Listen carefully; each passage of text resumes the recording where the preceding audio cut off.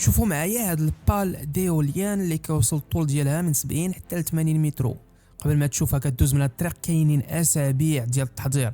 المهندسين كيرسموا المسار دوره بدوره، زنقه زنقه، طريق طريق، كيقيسوا عرض لي غود، كيتاكدوا من علو القناطر وكيحسبوا الحواجز اللي كاينين قدامهم. والنقل ماشي سهل بطبيعه الحال، كاينه واحد المقطوره متعدده المحاور باش يخدموا، وكتدور مع الطريق حيت فيها توجيه ديريكسيونيل.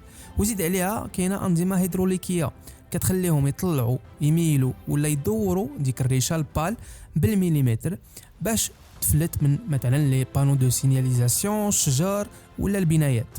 وكتلقى الترونسبور ديما بالمرافقه لاسكورت ديال البوليس، السيارات السباقه ليهم، الراديو والسرعه كتبقى غاديه على قد الحال. ولكن حتى مع هادشي كامل في الطريق كاين ديما المفاجآت، مرات كتجي حاجه صغيره وكتبدل الخطه كامله.